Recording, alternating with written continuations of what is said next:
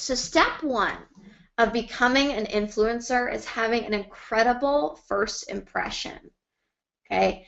The way that I recruited over 250 people on social media is by presenting myself as a professional, as somebody credible, presenting myself as someone that people want to hear from and want to talk to and actually want to join.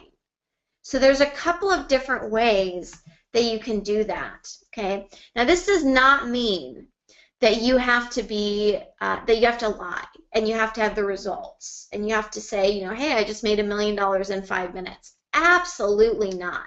You are yourself.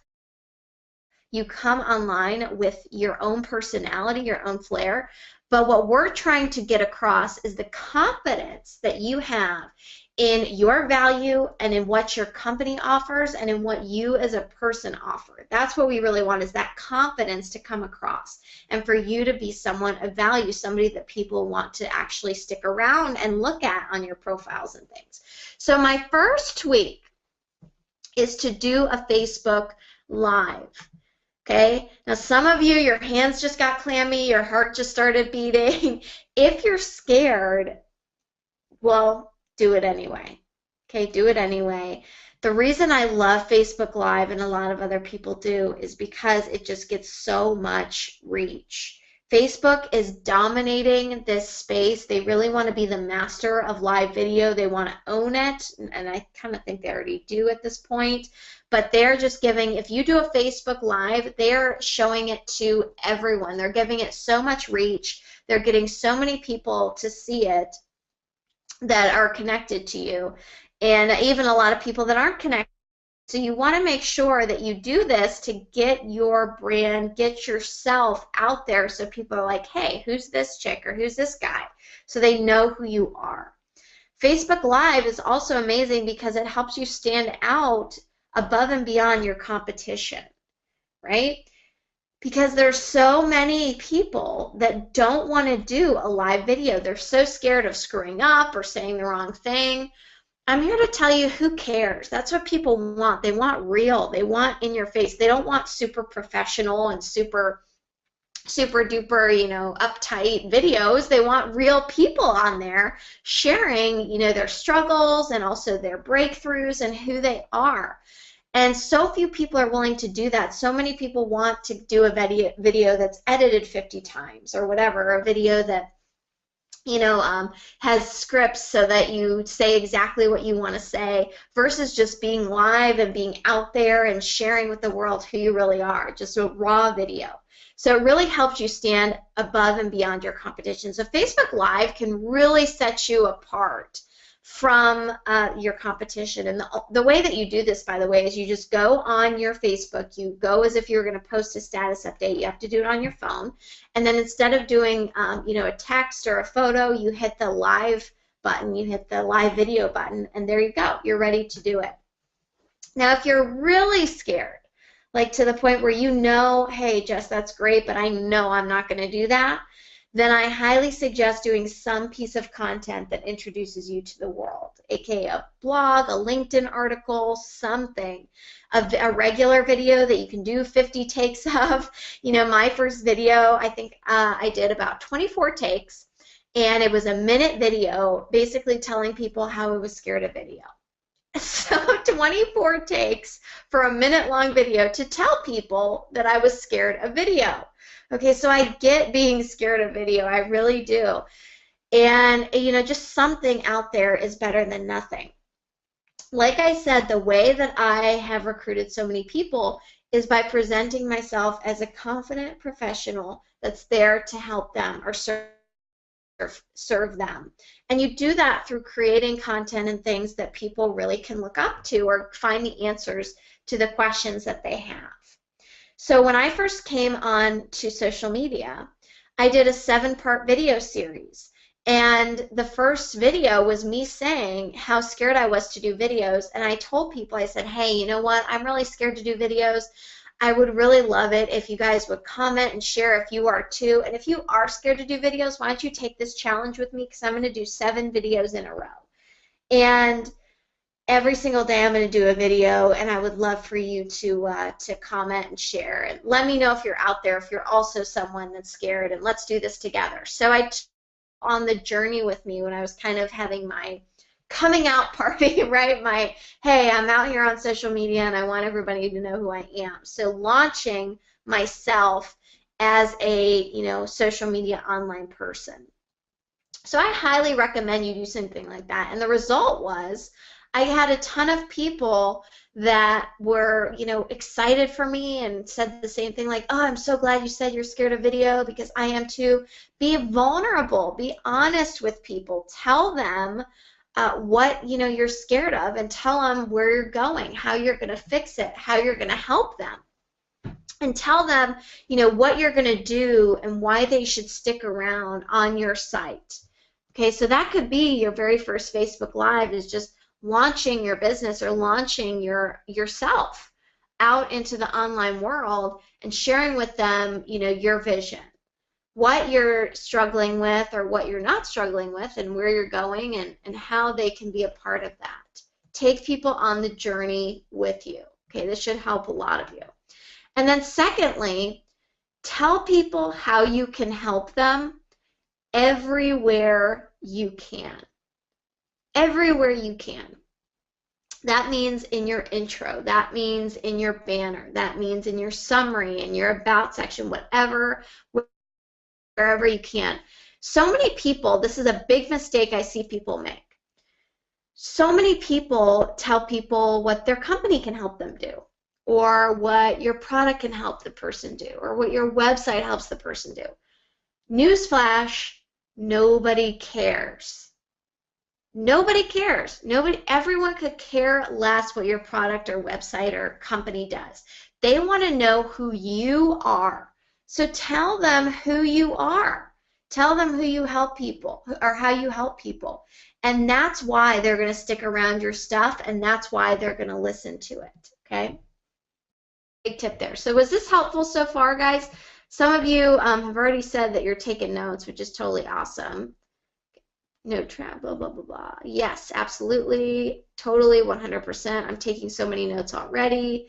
That's awesome. Very cool. So these two tweaks right here, guys, will help you immensely to just get more leads already coming to you. Now, we're going to talk about reaching out to people, but just doing those two things, if you can go home and do that today, or go home and do that this week, you will instantly see more people reaching out to you, and they'll be questioning, like, okay, what happened with Joe? What happened with Mary? They're all of a sudden like acting really amazingly professional, and I wonder what's up with them. And they'll start paying attention to what you're doing. So awesome. Glad you guys are loving this. Very, very cool. Okay, so now once you have your profile set up, it's very important to have a good first impression.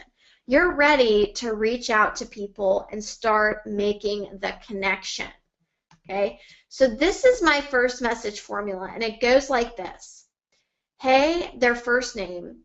Then I used to just teach why you're messaging them, just go right to why you're messaging them. But from people, from coaching and different people sending me in their conversations, where I saw people missing the boat the most was the enticing first sentence. That first sentence is so key as you're reaching out to people on social media, because you and I both know that we get tons of messages in our inbox. And if it's not like a really enticing first sentence, then chances are, if I don't know you, I'm not really opening it. Like if you write in, hey, I see, I'm here to network with people on Facebook, and that's your first sentence, then people are going to instantly think spammer, or they're going to think, hey, there's something up with this person, I might not respond to them, or even open the message. So you've got to have a really enticing first sentence, okay? Then plus why you're messaging them, they want to know why you're reaching out to them specifically, plus a connection point and excitement, and then a question at the end. And the questions, as I mentioned before, can be the most important part of the conversation. Now, here's something cool that I really haven't talked about much, but you can make this not only a actual message, but you can make it audio messaging. My good friend and our client, John Milton, he is a recruiting genius on social media, and he uses the audio function. So you can use that on Facebook as well. It doesn't necessarily have to be a texted message through social media. So keep that in mind. So here's an example of how that would go. Hey, Bob, I almost didn't reach out to you, but then I decided to anyways. Now, if you saw a message in your inbox that said, hey, Bob, I almost didn't reach out to you, don't you think you would open it, right? I know I would. I would look at that and say, well, wait a minute. Why didn't you reach out to me, right? Let me see what's going on here. So that's a good example. You can use whatever you want here. I'm just giving you an example of kind of how I would go about this as an enticing first sentence. And then follow up, I swear I'm not a random Facebook person with a spammy message. Sometimes honesty is the best policy. So if you feel like the conversation is getting awkward, or you feel like it's taking a weird turn, or they're not responding to you, or they got turned off or whatever, call it out. Call it out. Say, hey, I noticed that you haven't been responding to my messages. Just want to make sure I didn't say anything to offend you. I hope not. I know your time is valuable, as is mine. So I just want to, to make sure that everything's okay here, or else I'll just move on, right? Call it out. Tell people why, or what you're thinking, or why they should message you back. So here I'll just say, I swear I'm not a random Facebook person with a spammy message, because they're probably thinking that. So call out the elephant in the room. Now, here's where I tell them why I'm messaging them. I've been noticing the comments you made on the Tony Robbins page, and I checked out your profile. We definitely have the same mindset, like when you posted about work ethic. So when it comes to why you're messaging them, you really want to have two parts to this. The first one is where you found them, because they want to know how in the world you found their profile. And the second is something specific on their profile that stood out to you. And I mean something specific. So what I used to see from people is things like, I'm messaging you because you seem like a really great networker. Or I'm messaging you because I really like your dog. Or I'm messaging you because you have a nice outfit, or whatever. Just things that were nice, but they weren't really specific. It wasn't really telling the person, okay, why in the world should I respond to what you're saying? And why are you reaching out to me, of all people? They want to feel special. So make them feel very special. So point out something that they've written, something on their profile that has sparked something in you to reach out to them. Okay? So I thought we should connect. Great to chat with you. What exactly do you do for work? Now, 9 times out of 10, I'm ending with that question. Why? Because when you ask someone what they do for work, what is their natural, polite response? Now, that's if they're polite. You don't want to ever assume that somebody on social media is polite, but if they are polite, which a lot of them are, right, they'll ask you, well, I do blah, blah, blah. What do you do for work? So it kind of gives you a little opening to leave some, to just plant the seed and leave some curiosity there, okay? So, great to chat with you. What exactly do you do for work? Do not ask this. Disclaimer, now I know a lot of you on here are way smarter than this and you would never ever do this, but I have to bring it up because I see it constantly, even though I say not to. Do not ask, what exactly do you do for work, if it's blatantly all over their profile. Don't do that, okay? You are just opening yourself up for disaster. If you do that and it says, if you reach out to someone and ask them what they do for work, and on their banner it says, Realtor for Century 21, and in their intro it says, here's my real estate listings website, and they have listings all over their profile. Don't ask them what they do for work. They're going to be like, really? You didn't read a thing on my profile, okay? So just make sure you think about that before asking that question. Have to give that disclaimer. So once they respond, you've got a good lead. This is now, you should be proud of yourself because this is now someone that you took from ice cold, dry ice cold. That's really cold, right? Dry ice cold to kind of lukewarm to somebody that is going to respond to you. So educate yourself. That is your job, and practice your skill set in order to take advantage of the lead. Okay? For some reason, you know, we get into network marketing and we forget that it's a profession. We forget that it deserves our skill set, probably because it's so easy to get into and there's low barrier to entry, right? So we don't take it as seriously as if we're going to become a doctor, where we educate ourselves, we go through 8 years of schooling, we go through 4 years of residency, whatever the case may be, and then we're a doctor. Or a law degree, same thing, or real estate, or really anything out there that requires skill set, we take seriously and we do what we need to do to get there. However, when it comes to network marketing, for some reason, we think we don't have to invest in our education. We think we don't have to, you know, go out there and learn the skill. We think we don't have to improve ourselves each and every day. We don't have to do personal development. You absolutely have to do all of those things in order to succeed. So my goal for you is that you no longer let qualified leads slip through your fingertips. That is the goal of tonight's presentation, or today's presentation. So make sure that you don't ever let that happen. So here are some ways to lead people to where you want them to go. Like I said, I don't want qualified leads slipping through your fingertips. After tonight, that should never happen again. And so here are some ways to get people not only into the rapport stage, but actually to the point, which is to build your business into the closing of the sale. So there are 10 questions and 12 scripts that I've used and teach for closing on social media. Here, because of time, you know, we could go through all of those. It would take forever. But here are 3 of my favorite that I think would really, really help you to get to the next level. So I mentioned, what do you do for work? How long have you been doing that for? And then, you must love it, huh? Or have you ever thought of doing anything else? So this goes something like that. Very, very simple. These are simple questions. However, they lead someone where you want them to go, which is eventually into your business or buying your product. So this is usually how this would go. What do you do for work? Oh, I'm in real estate. How long have you been doing that for? Well, about 10 years. Oh, you must love it, huh? Well, it pays the bills. That's something I heard consistently all the time. Well, it pays the bills. Oh, well, that doesn't sound too exciting. Haha. Have you ever thought of doing anything else? Right? And now you see how that can transition into talking about your business. If you just do this thing 5 times a day, which you can do in less than 20 minutes. Sometimes I only had 10 minutes a day to reach out to people because I was so busy. But I still did it. I still made it happen.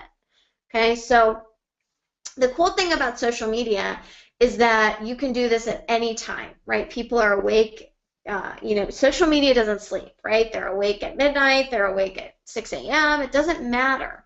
Or they can respond to you later if they're not available.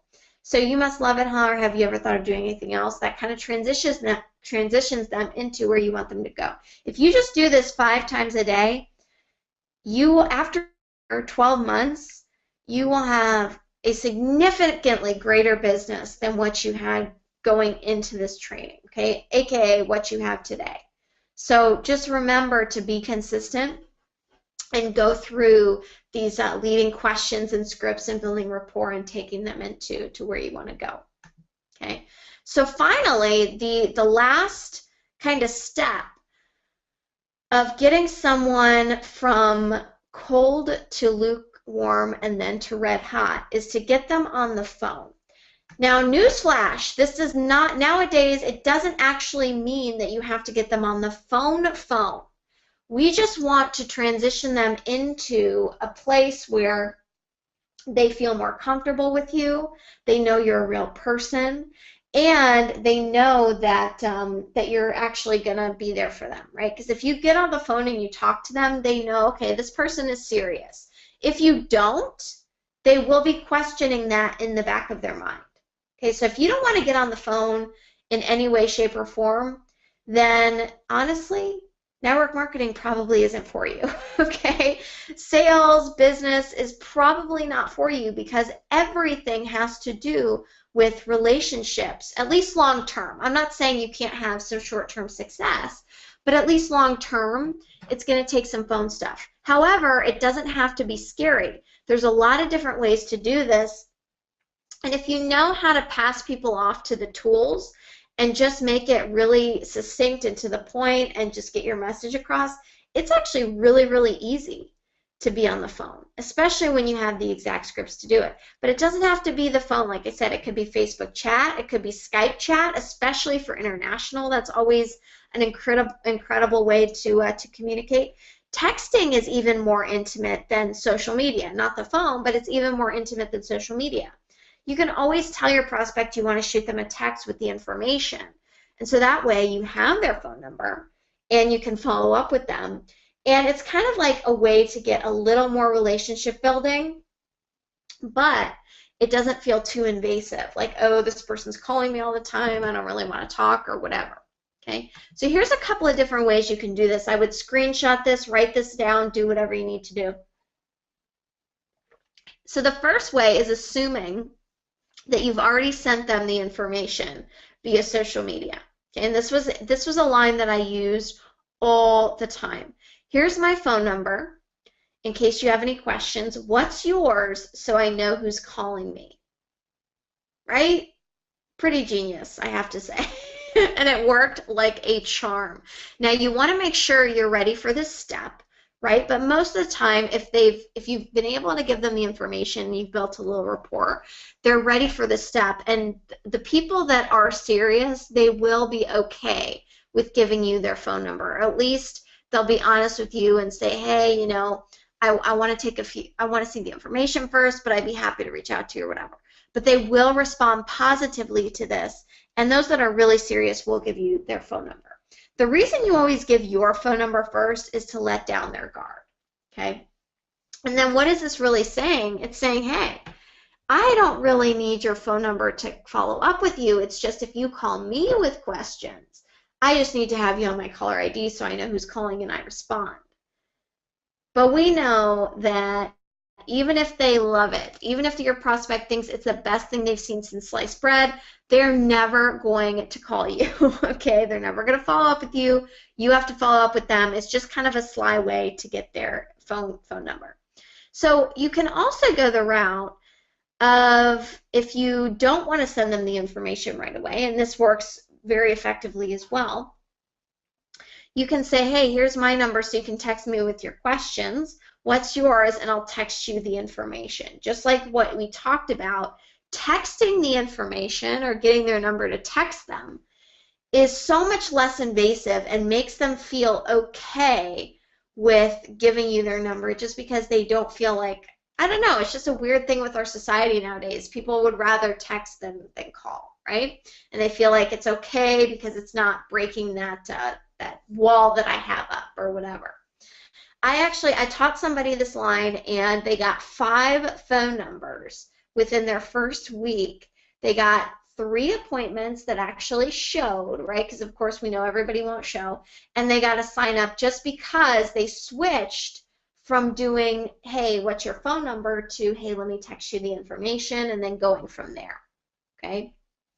So it's really, really important to feel your groove, feel what works for you, and go for it. Just go all in and actually ask for the sale, right? That's an extremely important part of this. If you don't ask for the sale, then, right, what's the saying? If you don't ASK, you don't GET, okay? And it doesn't have to be scary. If you go through the process in the right way and you set people up right from the beginning, and you're getting the right types of people to reach out to and into this process, you're good to go. You're golden.